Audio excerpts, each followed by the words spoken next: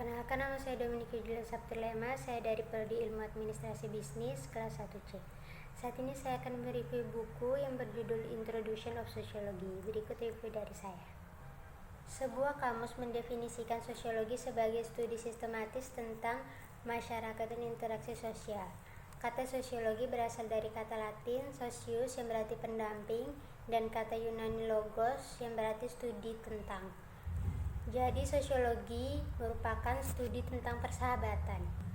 Sementara itu, ini adalah titik awal untuk disiplin. Sosiologi adalah sebenarnya jauh lebih kompleks.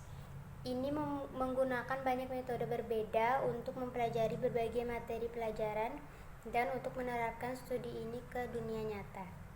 Sosiolog mempelajari semua aspek dan tingkatan masyarakat. Masyarakat sendiri adalah sekelompok orang yang anggota-anggotanya berinteraksi dan tinggal di daerah yang ditentukan dan dari berbagai budaya. Budaya mencakup praktik bersama, kelompok, nilai, dan keyakinan. Seorang sosiolog mungkin menganalisis video orang-orang dari masyarakat yang berbeda saat mereka membawa percakapan sehari-hari untuk mempelajari aturan percakapan sopan dari budaya dunia yang berbeda. Sosiolog lain mungkin mewawancarai sampel orang yang representatif untuk melihat bagaimana SMS telah merubah cara mereka dalam berkomunikasi. Namun sosiolog lainnya mungkin mempelajari bagaimana migrasi menentukan jalan masuk bahasa mana yang menyebar dan berubah dari waktu ke waktu.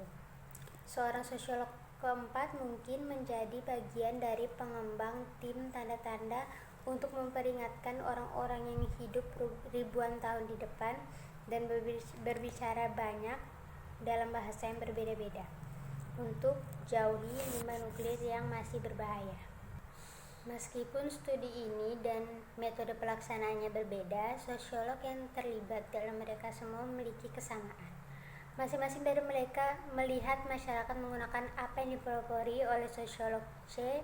Wright Mills menyebut imajinasi sosiologis, kadang-kadang juga disebut sebagai lensa sosiologis atau perspektif sosiologis.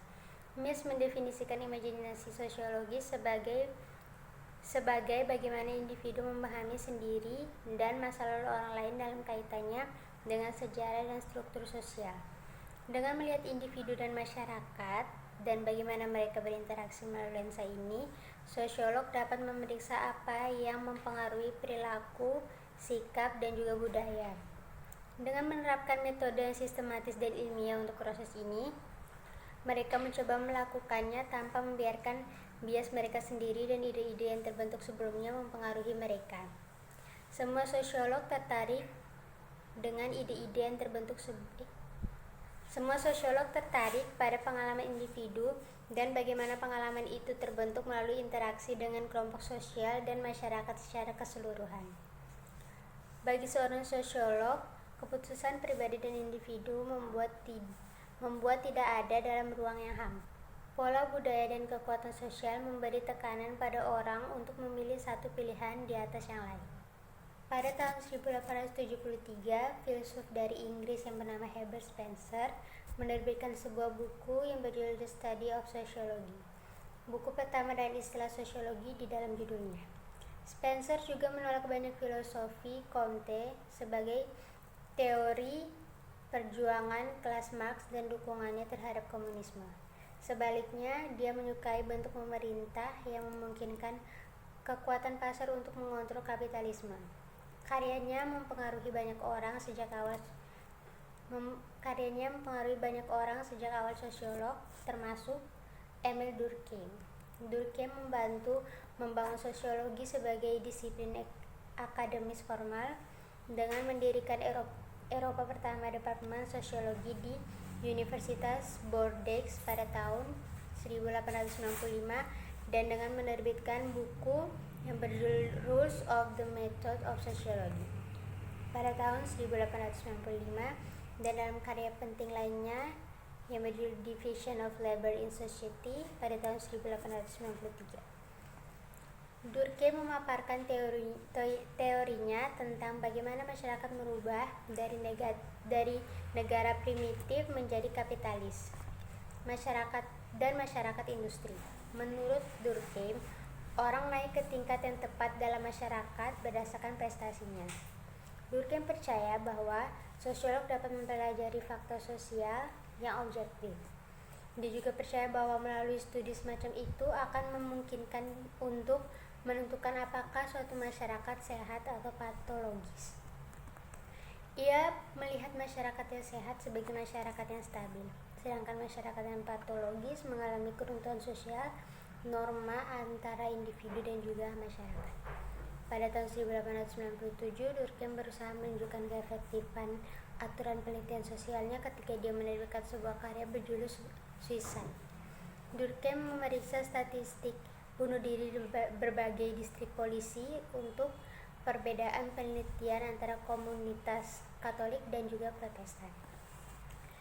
Dia menghubungkan perbedaan itu dengan kekuatan sosial-religius daripada penyebab individu atau psikologis.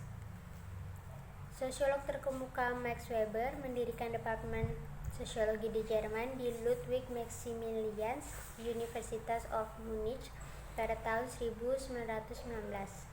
Weber menulis tentang banyak topik yang berkaitan dengan sosiologi termasuk perubahan politik di Rusia dan kekuatan sosial yang mempengaruhi pekerja pabrik.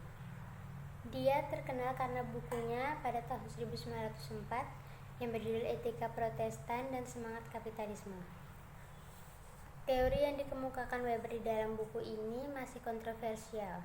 Beberapa percaya bahwa Weber berargumen bahwa kepercayaan banyak orang Protestan, terutama Calvinis, menyebabkan penciptaan kapitalisme.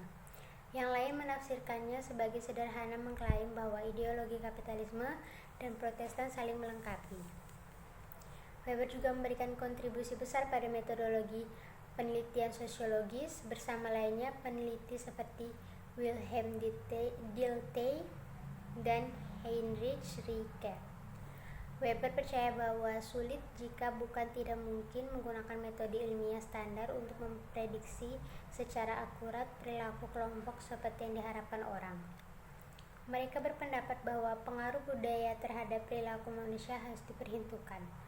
Ini bahkan berlaku pada para peneliti itu sendiri, yang mereka yakini harus menyadari bagaimana bias budaya mereka sendiri dapat mempengaruhi penelitian mereka. Untuk menghadapi masalah ini, Weber dan Dilthey memperkenalkan konsep Verstehen, kata Jerman yang berarti memahami secara mendalam. Dalam mencari Verstehen, pengamat luar dari dunia sosial, seluruh budaya atau situasi kecil berusaha memahaminya dari sudut pandang orang dalam. Dalam bukunya yang berjudul The Nature of Social Action pada tahun 1922, Weber menggambarkan sosiologi sebagai upaya untuk menafsirkan makna tindakan sosial dan dengan demikian memberikan penjelasan kausal tentang cara tindakan berlangsung dan efek yang dihasilkannya. Dia dan sosiolog lain yang berpikiran sama mengusulkan filosofi antipositifisme, di mana peneliti sosial akan berusaha untuk lebih subjektivitas saat mereka bekerja untuk mewakili proses sosial, norma budaya, dan juga nilai masyarakat.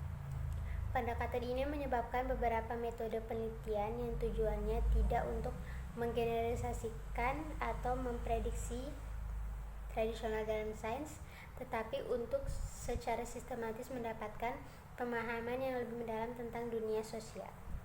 Modernisasi menggambarkan proses untuk meningkatkan jumlah spesialisasi dan diferensiasi struktur dalam masyarakat yang mengakibatkan perpindahan dari masyarakat yang belum berkembang ke masyarakat yang maju. Secara teknologi, masyarakat yang digerakkan. Dengan definisi ini, tingkat modernitas dalam suatu masyarakat dinilai oleh kecanggihan teknologinya, terutama yang berkaitan dengan infrastruktur, industri, dan sejenisnya. Namun penting untuk dicatat bias etnosentris yang melekat dari penilaian tersebut. Rawa informasi berarti ada sebanyak informasi buruk yang tersedia sebagai sumber yang dapat dipercaya. Ada garis halus untuk berjalan saat inti negara berusaha untuk membawa manfaat modernisasi yang diasumsikan ke budaya yang lebih tradisional. Untuk satu, ada adalah bias pro-kapitalis yang jelas yang masuk ke upaya seperti itu, dan itu picik untuk pemerintah barat dan ilmuwan sosial untuk menganggap semua negara lain bercita-cita untuk mengikuti jejak mereka. Selain itu, mungkin ada semacam pertahanan non-liberal terhadap budaya pedesaan, mengabaikan yang sering menghancurkan kemiskinan dan penyakit yang ada di negara-negara pinggiran dan hanya berfokus pada mitologi nostalgia tentang petani bahagia. Dibutuhkan tangan yang sangat hati-hati untuk memahami kebutuhan akan identitas budaya dan pelestarian serta harapannya untuk pertumbuhan di masa depan. Sekian review buku berjudul Introduction of Sociology dari saya. Saya minta maaf jika ada salah-salah kata, dan di akhir kata saya ucapkan terima kasih.